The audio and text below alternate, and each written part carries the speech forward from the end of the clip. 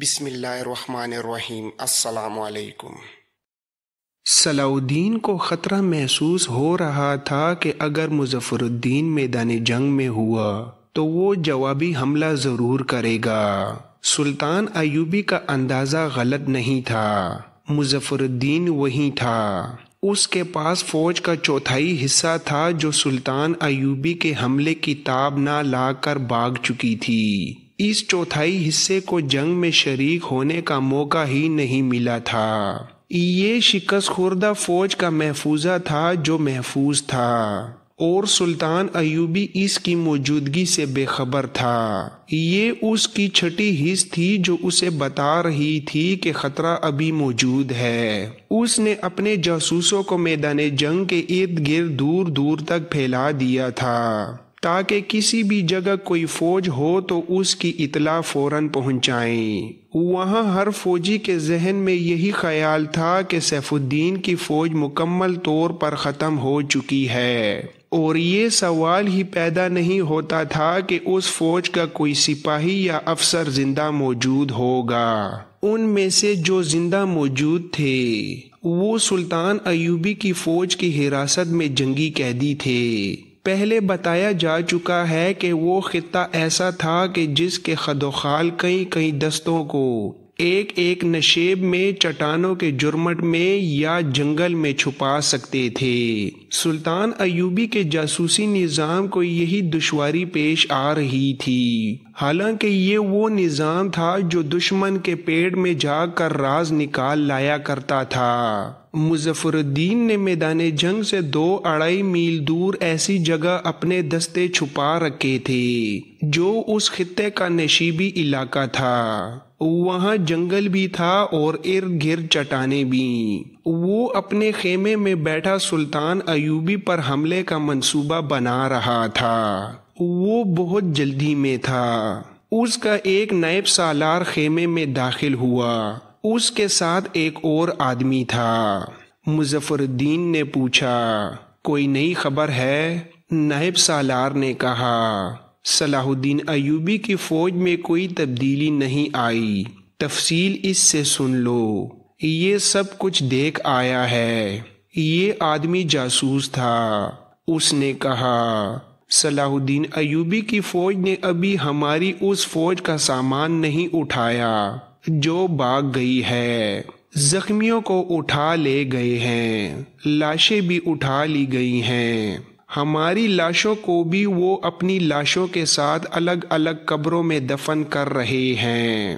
مظفر الدین نے کہا، مجھے ان کی خبر سناؤ جو ابھی زندہ ہیں۔ مرنے والوں کو قبروں میں اترنا ہے، وہ اتر رہے ہیں۔ کیا ایوبی نے اپنی فوج میں کوئی رد و بدل کیا ہے؟ اس کا دایاں بازو وہی ہے یا ادھر ادھر ہو گیا ہے؟ جاسوس نے کہا، قابل صد احترام سالار، میں سپاہی نہیں کماندار ہوں۔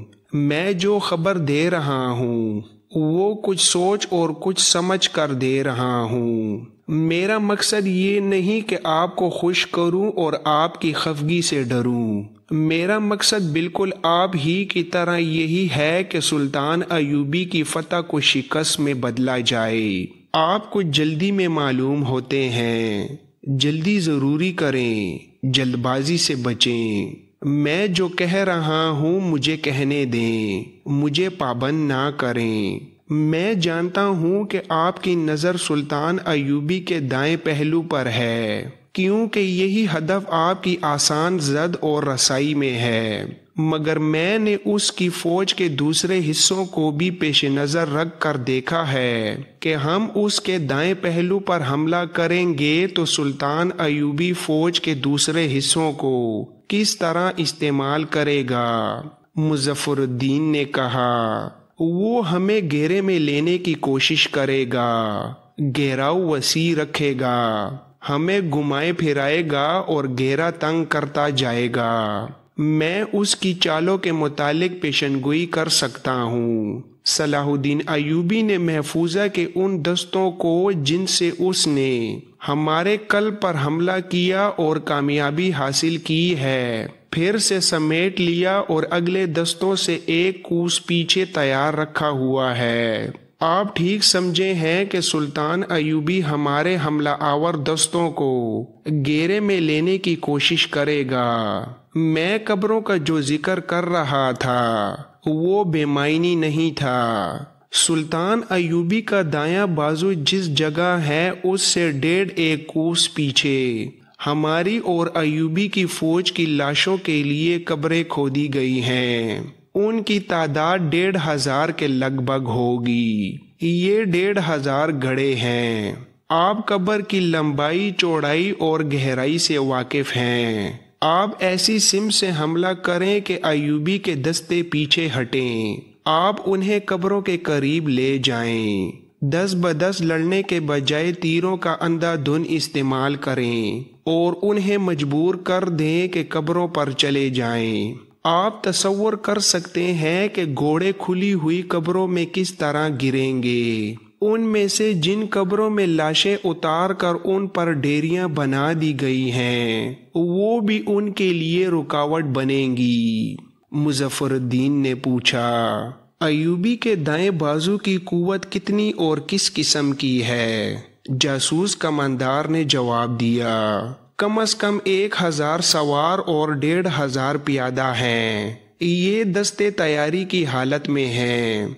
आप उन्हें बेखबरी में नहीं ले सकते।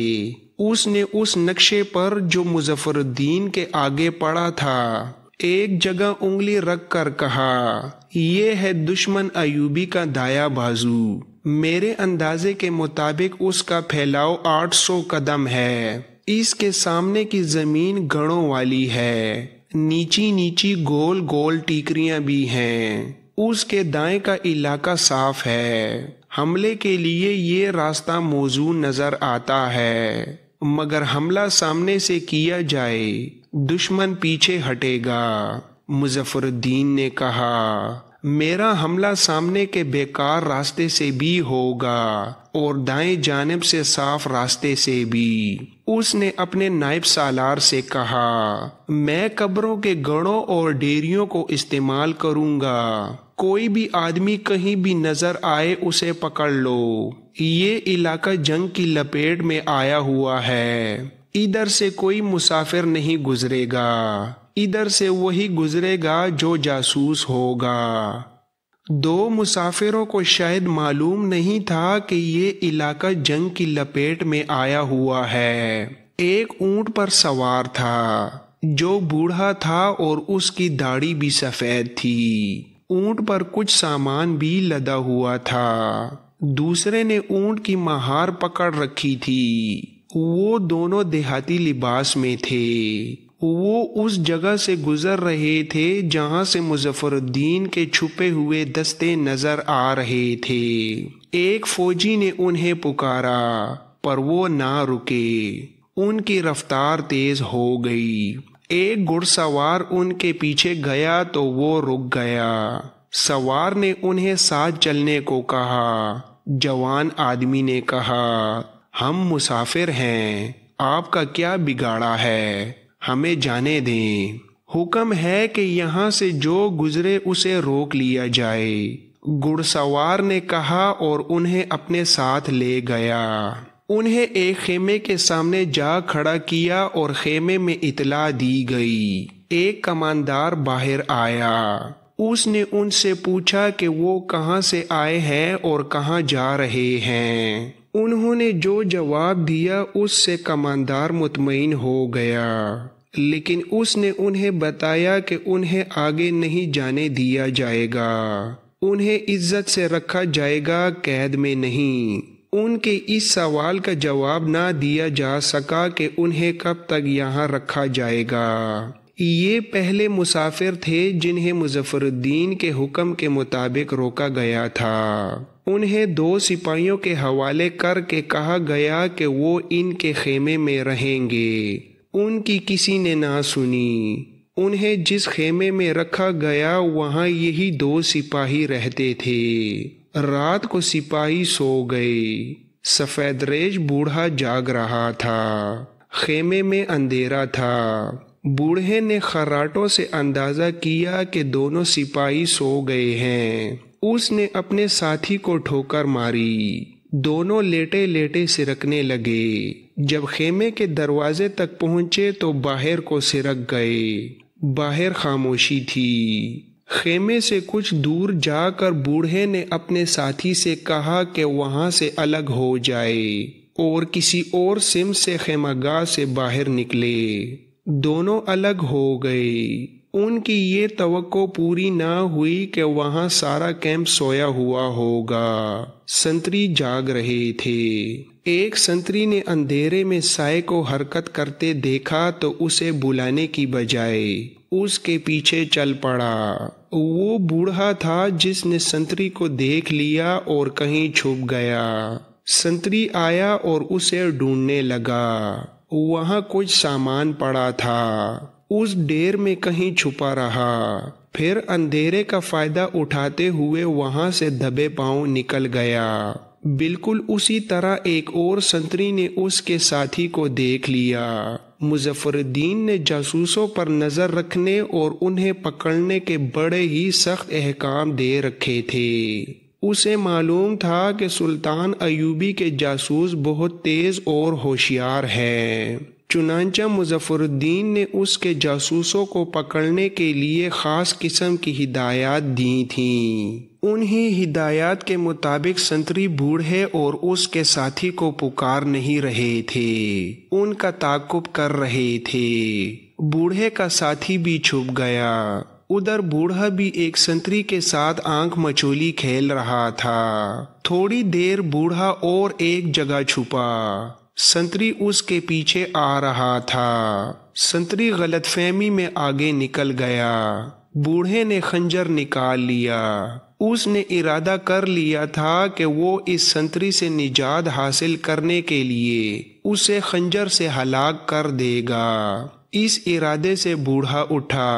ابھی دیکھ ہی رہا تھا کہ کدھر کو نکلے کہ اچانک ایک آدمی اس کے قریب آ رکا۔ بوڑھے نے ذرا بر توقف نہ کیا اور خنجر اس آدمی کے دل میں اتار دیا اور فوراً بعد دوسرا وار بھی کیا۔ اس آدمی کے منہ سے آواز نکلی اور خاموش ہو گئی۔ وہ آدمی گر پڑا۔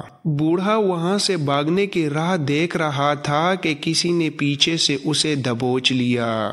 بوڑھے نے جسم کو اتنی زور سے جھٹکا دیا کہ اسے دبوچنے والا اس سے الگ ہو کر گرا۔ وہ تیز بھاگا مگر کسی چیز سے ٹھوکر کھا کر گر پڑا۔ اس نے جسے گرایا تھا وہ اٹھ کھڑا ہوا تھا۔ وہ تیز دوڑا اور بوڑھے کو پیچھے سے پکڑ لیا۔ ساتھ ہی اس نے شور مچا دیا۔ مشعلیں جل اٹھیں۔ 3-4 سنتری دوڑتے آئے۔ انہوں نے مشعلوں کی روشنی میں دیکھا کہ یہ تو کوئی سفید ریش بزرگ ہے، مگر ان سب سے آزاد ہونے کے لیے ایسی پھرتی اور ایسی طاقت کا مظاہرہ کر رہا تھا جو اس عمر میں کم ہی کسی انسان میں ہوتی ہے۔ وہ اکیلا تھا اور سنتری زیادہ تھے۔ وہ ان سے آزاد نہ ہو سکا، مگر اس کوشش میں اس کی سفید داڑھی اتر کر گر پڑی۔ سب نے دیکھا کہ اس کے چہرے پر چھوٹی چھوٹی سیاہ داڑھی تھی جو سلیقے سے تراشی ہوئی تھی، اور وہ ایک جوان آدمی تھا۔ سفید داڑھی مصنوعی تھی۔ اسے پکڑ کر اس جگہ لے گئے جہاں اس نے ایک سنتری کو خنجر کے 2 وار کر کے مار ڈالا تھا۔ مشعل کی روشنی میں سب نے دیکھا کہ وہ کوئی سنتری نہیں بلکہ اسی آدمی کا ساتھی تھا۔ وہ مر چکا تھا۔ اس آدمی نے جو سفید داڑھی لگا کر بوڑھا بنا ہوا تھا اپنے ہی ساتھی کو سنتری سمجھ کر ہلاک کر دیا تھا۔ یہ دونوں ساتھی الگ الگ ہو کر کیمپ سے نکلنے کی کوشش کر رہے تھے، مگر سنتریوں نے انہیں دیکھ لیا۔ یہ دونوں تعاقب سے بچنے کی کوشش میں اکٹھے ہو گئے۔ سفید داڑھی والے نے اسے سنتری سمجھا اور نہایت عجلت میں اسے خنجر سے مار ڈالا۔ لاش کی تلاشی لی گئی تو اس کے کپڑوں کے اندر سے خنجر برآمد ہوا۔ ان کے اونٹ پر جو سامان تھا وہ کھول کر دیکھا گیا تو کوئی سامان نہیں تھا۔ بوریوں میں گھاس پھوس بھر کر سامان کا دھوکہ دیا گیا تھا۔ اس آدمی کو ایک نائب سالار کے خیمے میں لے گئے۔ نائب سالار جاگ اٹھا۔ اس نے اس آدمی سے بہت کچھ پوچھا لیکن اس نے خاموشی اختیار کیے رکھی۔ اس کی سفید داڑھی جو اس کے چہرے سے اتری تھی نائب سالار کو دکھائی گئی۔ اس کے متعلق بھی اس نے خاموشی اختیار کی، مگر یہ ایسے ثبوت تھے جنہیں وہ جھٹلا نہیں سکتا تھا۔ اسے کہا گیا کہ وہ تسلیم کر لے کہ وہ سلطان ایوبی کا جاسوس ہے اور اس کا ساتھی بھی جاسوس تھا۔